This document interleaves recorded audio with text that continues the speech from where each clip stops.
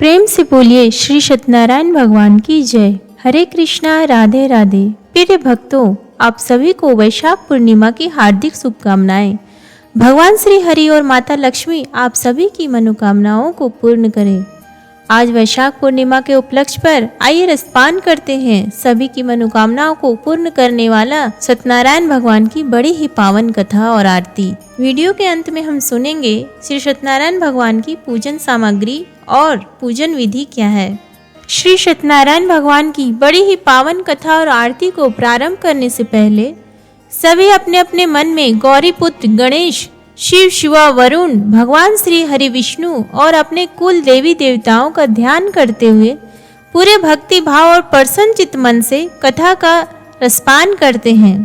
प्रेम से बोलिए श्री गौरी पुत्र गणेश की जय, श्री सत्यनारायण भगवान की जय, श्री माता लक्ष्मी की जय। श्री सत्यनारायण भगवान व्रत कथा प्रथम अध्याय प्रारंभ। महामुनि ऋषि व्यास जी ने कहा, बहुत समय पहले नैमिषारण्य तीर्थ में शौनकादिक 88,000 ऋषियों ने पुराण वेत्ता श्री सूत जी से पूछा, हे सूत जी, इस कलयुग में वेद विद्या रहित मानवों को ईश्वर भक्ति किस प्रकार मिलेगी तथा उनका उद्धार कैसे होगा।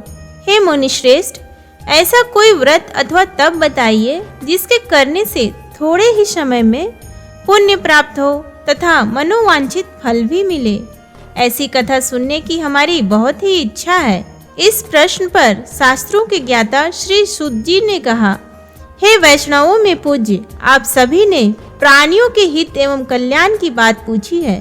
अब मैं उस श्रेष्ठ व्रत को आप लोगों से कहूँगा जिसे श्रेष्ठ मुनि नारद जी ने श्री लक्ष्मी नारायण भगवान से पूछा था और श्री लक्ष्मी नारायण भगवान ने मुनि श्रेष्ठ नारद जी को बताया था। आप सभी श्रेष्ठगण यह कथा ध्यान से सुने। मुनि श्रेष्ठ नारद दूसरों के कल्याण हेतु सभी लोकों में घूमते हुए एक समय मृत्यु लोक में आ पहुँचे। यहाँ बहुत सी योनियों में जन्मे प्रायः सभी मनुष्यों को अपने कर्मानुसार अनेक कष्टों से पीड़ित देखकर उन्होंने सोचा कि किस यत्न के कारण से निश्चय ही प्राणियों के कष्टों का निवारण हो सकेगा। मन में ऐसा विचार कर श्री नारद विष्णु लोक गए। वहाँ श्वेत वर्ण और 4 भुजाओं वाले देवों के ईश नारायण, जिनके हाथों में चक्र, शंख, गदा और पद्म थे तथा वरमाला पहने हुए थे, को देखकर उनके स्तुति करने लगे। नारद जी ने कहा, हे भगवान, आप अति शक्तिवान हैं। मन तथा वाणी भी आपको नहीं पा सकती। आपका आदि मध्य अंत भी नहीं है। आप निर्गुण स्वरूप सृष्टि के कारण भक्तों के कष्टों को नष्ट करने वाले हो। आपको मेरा शत शत नमन है। नारद जी से इस प्रकार की प्रार्थना सुनकर विष्णु भगवान बोले, हे योगीराज, आपके मन में क्या है? आपका किस कार्य हेतु यहाँ आना हुआ है? निसंकोच कहें।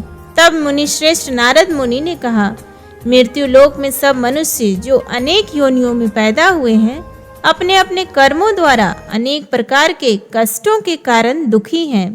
हे स्वामी, यदि आप मुझ पर दया रखते हैं तो बताइए कि उन मनुष्यों के सब कष्ट थोड़े से ही प्रयत्न से किस प्रकार दूर हो सकते हैं। श्री विष्णु भगवान ने कहा, हे नारद, मनुष्यों की भलाई हेतु तुमने यह बहुत उत्तम प्रश्न किया है। जिस व्रत के करने से मनुष्य मोह से छूट जाता है, वह व्रत मैं तुमसे कहता हूँ। सुनो, अति पुण्य दान करने वाला स्वर्ग तथा मृत्यु लोक दोनों में दुर्लभ एक अति उत्तम व्रत है जो आज मैं तुमसे कहता हूँ। श्री सत्यनारायण भगवान का यह व्रत विधि विधान पूर्वक संपन्न करने पर मनुष्य इस धरती पर सभी प्रकार से गए सुख भोग कर मरणोपरांत मोक्ष को प्राप्त करता है। भगवान के ऐसे वचन सुनकर नारद मुनि बोले, हे भगवान, उस व्रत का विधान क्या है, फल क्या है? इससे पहले किसने यह व्रत किया है और किस दिन यह व्रत करना चाहिए? कृपया कर मुझे विस्तार से समझाएं।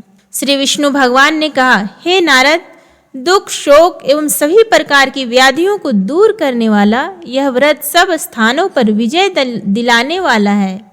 श्रद्धा और भक्ति के साथ किसी भी दिन मनुष्य संध्या के समय श्री सत्यनारायण भगवान की ब्राह्मणों और बंधुओं के साथ पूजा करें।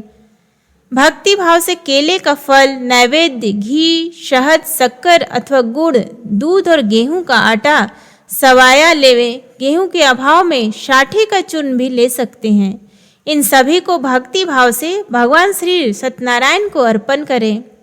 बंधु बांधवों सहित ब्राह्मणों को भोजन कराएं। इसके पश्चात ही स्वयं भोजन करें। रात्रि में श्री सत्यनारायण भगवान के गीत आदि का आयोजन कर श्री सत्यनारायण भगवान का स्मरण करता हुआ समय व्यतीत करें।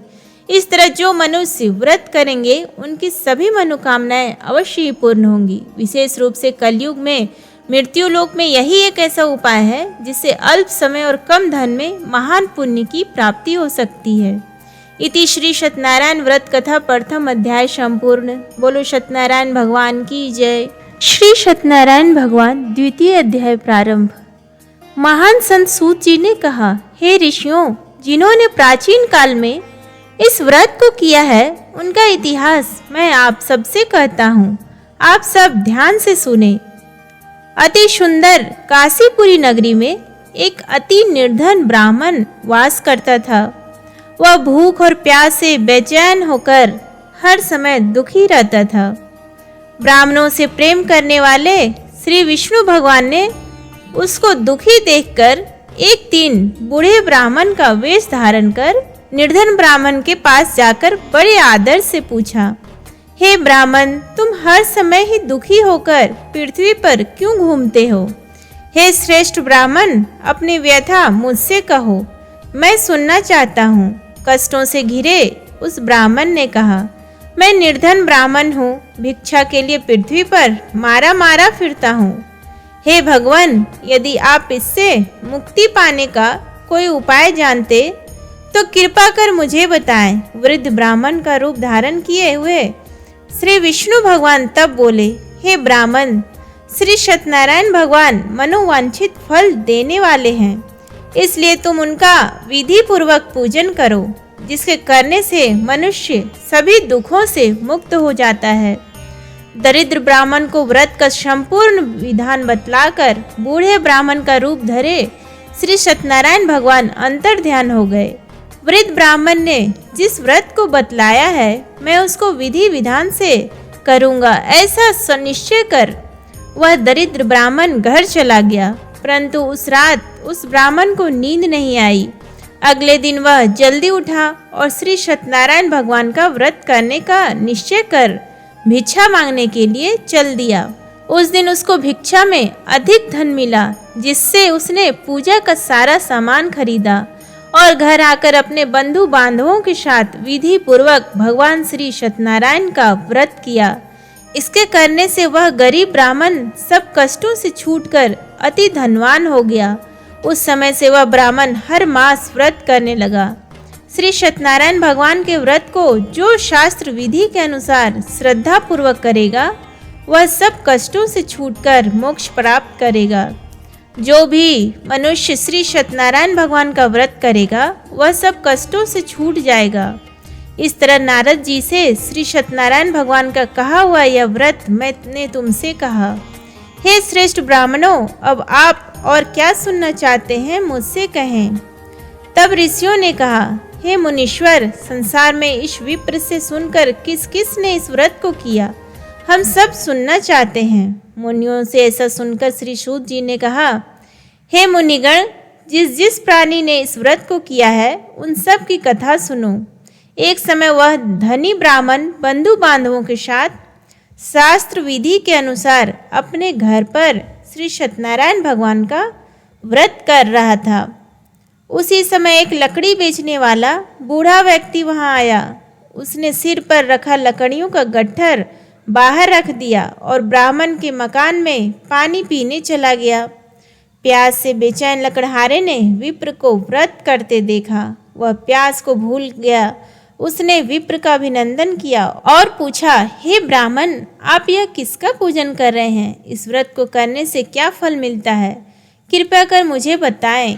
तब उस ब्राह्मण ने कहा, सब इच्छाओं को पूर्ण करने वाला यह श्री सत्यनारायण भगवान का व्रत है। इन्हीं की कृपा से मेरे यहाँ धन एवं ऐश्वर्य का आगमन हुआ है। ब्राह्मण से इस व्रत के बारे में जानकर वह लकड़हारा अत्यंत प्रसन्न हुआ। भगवान का प्रसाद व चरणामृत लेकर और भोजन करने के पश्चात वह अपने घर को चला गया। और फिर अगले दिन लकड़हारे ने अपने मन में संकल्प किया कि आज गांव में लकड़ी बेचने से जो धन मिलेगा उसी से भगवान सत्यनारायण का श्रेष्ठ व्रत करूंगा। मन में ऐसा विचार कर वह लकड़हारा लकड़ियों का गट्ठर अपने सिर पर रखकर जिस नगर में धनवान लोग रहते थे ऐसे सुंदर में नगर में गया। उन लकड़ियों का दाम पहले दिनों से चौगुना मिला। तब वह बूढ़ा लकड़हारा बहुत प्रसन्न होकर पके केले, शहद, शक्कर, घी, दही, दुग्ध और गेहूं का चूर्ण इत्यादि श्री सत्यनारायण भगवान के व्रत की सभी सामग्री लेकर अपने घर आया। फिर उसने अपने सभी बंधु बांधवों को बुलाकर विधि विधान के अनुसार भगवान का पूजन एवं व्रत किया। उस व्रत के प्रभाव से वह बूढ़ा लकड़हारा धन धान्य से युक्त हुआ और संसार के समस्त सुख भोग कर वैकुंठ को चला गया। इति श्री सत्यनारायण व्रत कथा द्वितीय अध्याय संपूर्ण। बोलो सत्यनारायण भगवान की जय। माता लक्ष्मी की जय। श्री गणेश की जय। श्री सत्यनारायण भगवान तृतीय अध्याय प्रारंभ। श्री सुखदेव जी बोले, हे श्रेष्ठ मुनियों, अब मैं आगे की एक कथा कहता हूँ। प्राचीन काल में उल्कामुख नाम का एक महान ज्ञानी राजा था। वह जितेंद्रिय और सत्य वक्ता था। प्रतिदिन मंदिरों में जाता तथा गरीबों को धन देकर उनके दुखों को दूर करता था। उसकी पत्नी कमल के समान सुंदर मुख वाली और सती साध्वी थी। एक दिन भद्रशिला नदी के तट पर वे दोनों विधि विधान सहित श्री सत्यनारायण भगवान का व्रत कर रहे थे। उस समय वहां साधु नामक एक वैश्य आया। उसके पास व्यापार के लिए बहुत सा धन था। वह वैश्य नाव को नदी किनारे पर ठहराकर राजा के पास आया। राजा को व्रत करते हुए देखकर उसने विनम्रता पूर्वक पूछा, हे राजन, यह आप क्या कर रहे हैं? मेरी सुनने की इच्छा है, कृपया आप यह मुझे भी समझाइए। महाराज उल्कामुख ने कहा, हे वैश्य, मैं अपने बंधु बांधवों के साथ पुत्र की प्राप्ति के लिए श्री सत्यनारायण भगवान का व्रत व पूजन कर रहा हूँ। राजा के वचन सुनकर साधु नामक वैश्य ने आदर से कहा, हे राजन, मुझे भी इसका संपूर्ण विधि विधान बताएं। मैं भी आपके कहे अनुसार इस व्रत को करूँगा। मेरी भी कोई संतान नहीं है। मुझे विश्वास है इस उत्तम व्रत को करने से अवश्य ही मुझे भी संतान की प्राप्ति होगी। राजा से व्रत के सब विधान सुन व्यापार से निवृत्त हो वह वैश्य सुख पूर्वक अपने घर आया। अपने पत्नी को संतान देने वाले उस व्रत के विषय में सुनाया और प्रण किया कि जब मेरे संतान होगी तब मैं इस व्रत को करूंगा। वैश्य ने यह वचन अपनी पत्नी लीलावती से भी कहा। एक दिन उसकी पत्नी लीलावती श्री सत्यनारायण भगवान की कृपा से गर्भवती हो गई। 10वें महीने में उसने एक अति सुंदर कन्या को जन्म दिया। दिनों दिन वह कन्या इस तरह बढ़ने लगी जैसे शुक्ल पक्ष का चंद्रमा बढ़ता है।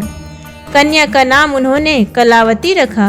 एक दिन लीलावती ने मीठे शब्दों में अपने पति को याद दिलाया कि आपने जो भगवान का व्रत करने का संकल्प किया था, अब आप उसे पूरा कीजिए। वैश्य ने कहा, हे प्रिय, मैं कलावती के विवाह पर इस व्रत को करूंगा। इस प्रकार अपनी पत्नी को आश्वासन दे वह व्यापार करने विदेश चला गया। कलावती पितृगृह में वृद्धि को प्राप्त हो गई। लौटने पर साधु ने जब नगर में सखियों के साथ अपनी विवाह योग्य होती पुत्री को खेलते देखा तो उसे उसके विवाह की चिंता हुई। तब उसने एक दूत को बुलाकर कहा कि उसकी पुत्री के लिए कोई सुयोग्य वर देखकर लाए। दूत साधु नामक उस वैश्य की आज्ञा पाकर कंचन नगर पहुंचा और देखभाल कर वैश्य की कन्या के लिए एक सुयोग्य वणिक पुत्र ले आया। उस सुयोग्य लड़के के साथ साधु नामक वैश्य ने अपने बंधु बांधवों सहित प्रसन्नचित होकर अपनी पुत्री का विवाह कर दिया। दुर्भाग्य से वह विवाह के समय श्री सत्यनारायण भगवान का व्रत करना भूल गया। इस पर श्री सत्य भगवान अत्यंत क्रोधित हो गए। उन्होंने वैश्य को श्राप दिया कि तुम्हें दारुण दुख प्राप्त होगा। और फिर अपने कार्य में कुशल व वैश्य अपने दामाद सहित नावों का बेड़ा लेकर व्यापार करने के लिए सागर के समीप स्थित रत्नसारपुर नगर में गया। रत्नसारपुर पर चंद्रकेतु नामक राजा राज करता था। दोनों ससुर जमाई चंद्रकेतु राजा के उस नगर में व्यापार करने लगे। एक दिन भगवान श्री सत्यनारायण की माया से प्रेरित एक चोर राजा चंद्रकेतु का धन चुराकर भाग रहा था। राजा के दूतों को अपने पीछे तेजी से आते देखकर चोर ने घबराकर राजा के धन को उस वैश्य की नाव में चुपचाप छुपा दिया, जहां वे ससुर जमाई ठहरे हुए थे, और भाग गया। जब राजदूतों ने उस वैश्य के पास राजा के धन को रखा देखा तो उन्होंने उन ससुर दामाद को ही चोर समझा। वे उन ससुर दामाद दोनों को बांधकर ले गए और राजा के समीप जाकर बोले, आपका धन चुराने वाले ये दो चोर हम पकड़ कर लाए हैं, देखकर आज्ञा दें। तब राजा ने बिना उस वैश्य की बात सुने उन्हें कारागार में डालने की आज्ञा दे दी। इस प्रकार राजा की आज्ञा से उनको कारावास में डाल दिया गया तथा उनका सारा धन भी छीन लिया गया। श्री सत्यनारायण भगवान के श्राप के कारण उस वैश्य की पत्नी लीलावती व पुत्री कलावती भी घर पर बहुत दुखी हुई। उनका सारा धन चोर चुरा कर ले गए। मानसिक व शारीरिक पीड़ा तथा भूख प्यास से अति दुखी हो भोजन की आस में कलावती एक ब्राह्मण के घर गई। उसने ब्राह्मण को श्री सत्यनारायण भगवान का व्रत विधि पूर्वक करते देखा। उसने कथा सुनी तथा श्रद्धा पूर्वक प्रसाद ग्रहण कर रात को घर आई। माता ने कलावती से पूछा, हे पुत्री, तू अब तक कहाँ रही? मैं तेरे लिए बहुत चिंतित थी। माता के शब्द सुन कलावती बोली, हे माता, मैंने एक ब्राह्मण के घर श्री सत्यनारायण भगवान का व्रत होते देखा है और मेरी भी उस उत्तम व्रत को करने की इच्छा है। माता ने कन्या के वचन सुनकर पति द्वारा व्रत करने का पूर्व में किया गया संकल्प याद करते हुए श्री सत्यनारायण भगवान के पूजन की तैयारी की।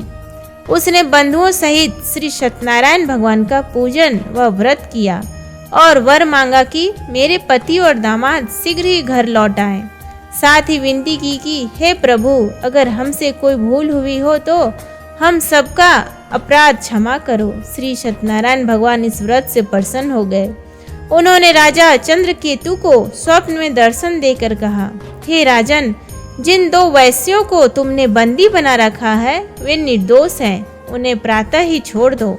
उनका सब धन जो तुमने अधिग्रहित किया है लौटा दो, अन्यथा मैं तुम्हारा राज्य, धन, पुत्रादि सब नष्ट कर दूंगा। राजा से ऐसे वचन कहकर भगवान अंतर ध्यान हो गए और फिर प्रातःकाल राजा चंद्रकेतु ने दरबार में सबको अपना स्वप्न सुनाया और सैनिकों को आज्ञा दी कि दोनों वैश्यों को कैद से मुक्त कर दरबार में ले आए।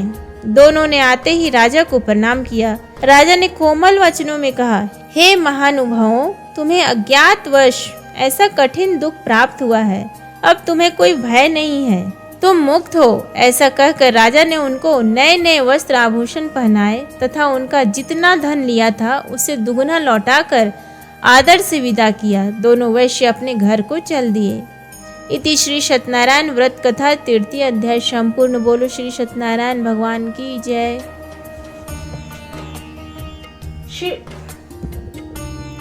श्री सत्यनारायण भगवान 4th अध्याय। सूत जी ने आगे कहा, वैश्य ने यात्रा प्रारंभ की और अपने नगर की ओर चला। उनके थोड़ी दूर आगे बढ़ने पर दंडी वेशधारी श्री सत्यनारायण भगवान ने उसकी परीक्षा लेने हेतु उससे पूछा, हे वैश्य, तेरी नाव में क्या है? अभिमानी वणिक हंसता हुआ बोला, हे दंडी, आप ऐसा क्यों पूछ रहे हो? क्या धन लेने की कामना है? मेरी नाव में तो बेल और पत्ते भरे हैं। वैश्य के ऐसे वचन सुनकर दंडी वेशधारी श्री सत्यनारायण भगवान बोले, तुम्हारा ही वचन सत्य हो। ऐसा कहकर वे वहां से चले गए और कुछ दूर जाकर समुद्र के तट पर बैठ गए कि वह अभी माफी मांगने तथा अपना पश्चाताप करने आता होगा। दंडी महाराज के जाने के पश्चात वैश्य ने नित्य क्रिया से निवृत्त होने के बाद नाव को ऊंची उठी देखकर अचंभा किया तथा नाव में बेल पत्ते आदि देखकर मूर्छित हो जमीन पर गिर पड़ा। मूर्छा खुलने पर अति शोक करने लगा। तब उसके दामाद ने कहा, आप शोक ना करें, यह दंडी महाराज का श्राप है, अतः हमें उनकी शरण में ही चलना चाहिए, वही हमारे दुखों का अंत करेंगे। दामाद के वचन सुनकर वह वैश्य दंडी भगवान के पास पहुंचा और अत्यंत भक्ति भाव से पश्चाताप करते हुए बोला, मैंने जो आपसे असत्य वचन कहे थे उनके लिए मुझे क्षमा करे। ऐसा कहकर वह शोकातुर हो रोने लगा। तब दंडी भगवान बोले, हे वणिक पुत्र, मेरी आज्ञा से ही बार बार तुझे कष्ट प्राप्त हुआ है, तू मेरी पूजा से विमुख हुआ है। तब उस वैश्य ने कहा, हे भगवान, आपकी माया को ब्रह्मा आदि देवता भी नहीं जान पाते, तब मैं मूर्ख भला कैसे जान सकता हूँ। आप प्रसन्न होइए, मैं अपनी क्षमता अनुसार आपकी पूजा करूँगा। मेरी रक्षा कीजिए और मेरी नौका को पहले के समान धन से परिपूर्ण कर दीजिए। उसके भक्ति से परिपूर्ण वचन सुनकर श्री सत्यनारायण भगवान प्रसन्न हो गए और उसकी इच्छा अनुसार वर देकर अंतर ध्यान हो गए। तब ससुर व दामाद दोनों ने नाव पर आकर देखा कि नाव धन से पुनः परिपूर्ण है। फिर वह विधि विधान से भगवान श्री सत्यनारायण का पूजन कर साथियों सहित अपने नगर को चला गया। जब वह अपने नगर के निकट पहुंचा, तब उसने एक दूत को अपने घर भेजा। दूत ने साधु नामक वैश्य के घर जाकर उसकी पत्नी को नमस्कार किया और कहा, आपके पति अपने जामाता सहित इस नगर के समीप आ गए हैं। लीलावती और उसकी कन्या कलावती उस समय भगवान की पूजा कर रही थी। दूत का वचन सुनकर साधु की पत्नी ने बड़े हर्ष के साथ श्री सत्यनारायण भगवान का पूजन पूर्ण किया और अपनी पुत्री से कहा, मैं अपने पति के दर्शन को जाती हूँ, तू पूजन पूर्ण कर शीघ्र आ जाना। परंतु कलावती पूजन एवं प्रसाद छोड़कर अपने पति के दर्शन के लिए चली गई। पूजन एवं प्रसाद की अवज्ञा के कारण भगवान श्री सत्यनारायण ने रुष्ट हो गए। उसके पति को नाव सहित पानी में अदृश्य कर दिया। कलावती अपने पति को ना पाकर रोती हुई जमीन पर गिर पड़ी। नौका को डूबा हुआ तथा कन्या को रोती हुई देख साधु नामक वैश्य द्रवित हो बोला, हे प्रभु, मुझसे या मेरे परिवार से अज्ञानतावश जो अपराध हुआ है उसे क्षमा करें। उसके ऐसे वचन सुनकर श्री सत्यनारायण भगवान प्रसन्न हो गए। आकाशवाणी हुई, हे वैश्य, तेरी पुत्री मेरा प्रसाद छोड़कर आई है, इसलिए इसका पति अदृश्य हुआ है।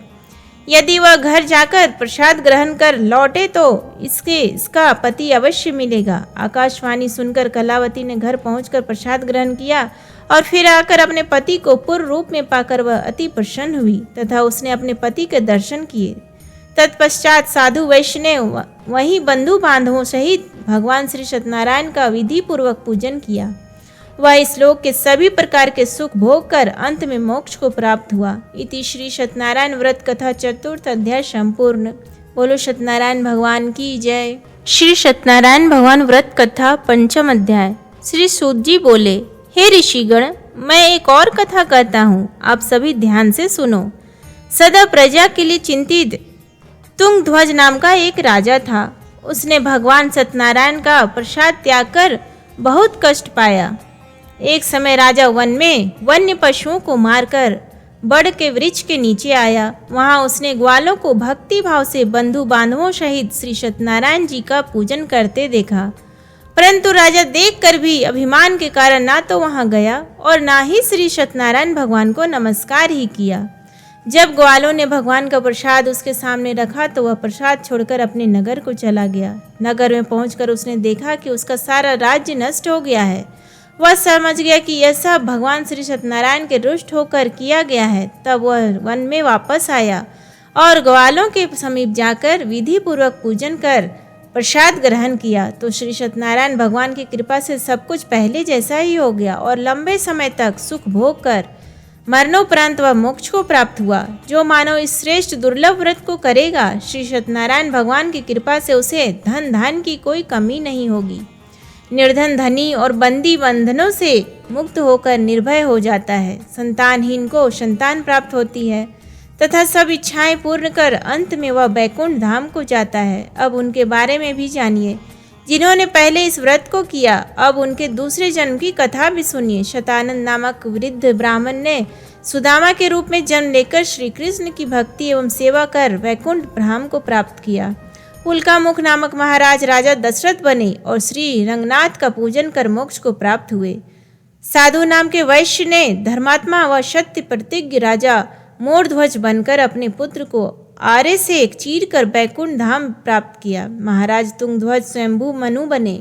उन्होंने बहुत से लोगों को भगवान की भक्ति में लीन कराकर बैकुंठ धाम प्राप्त किया। लकड़हारा अगले जन्म में गुह नामक निषाद राजा बना, जिसने राम के चरणों की सेवा कर अपने सभी जन्मों को संवार लिया। इति श्री सत्यनारायण व्रत कथा पंचम अध्याय संपूर्ण। बोलो श्री सत्यनारायण भगवान की जय। आइए अब हम प्रारंभ करेंगे आरती। ओम जय जगदीश हरे, स्वामी जय जगदीश हरे। भक्त जनों के संकट, भक्त जनों के संकट क्षण में दूर करे। ओम जय जगदीश हरे। जो ध्यावे फल पावे, दुख विन से मन का। सुख संपत्ति घर आवे, कष्ट मिटे तन का। ओम जय जगदीश हरे। मात पिता तुम मेरे, शरण गहूँ किसकी। तुम बिन और न दूजा, आस करूँ जिसकी। ओम जय जगदीश हरे। तुम पूर्ण परमात्मा, तुम अंतर्यामी। पार ब्रह्म परमेश्वर, तुम सबके स्वामी। ओम जय जगदीश हरे। तुम करुणा के सागर, तुम पालन करता। मैं मूरख खल कामी, कृपा करो भरता। ओम जय जगदीश हरे। तुम हो एक अगोचर, सबके प्राणपति।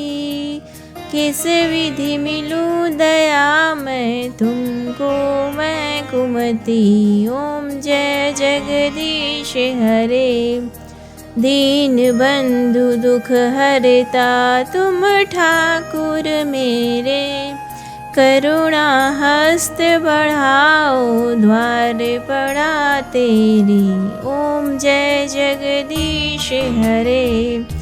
विषय विकार मिटाओ, पाप हरो देवा। श्रद्धा भक्ति बढ़ाओ, संतन की सेवा। ओम जय जगदीश हरे।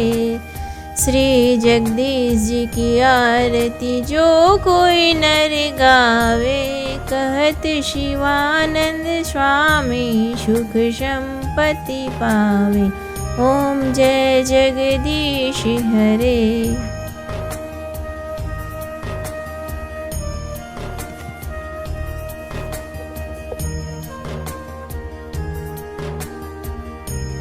श्री सत्यनारायण भगवान पूजन सामग्री।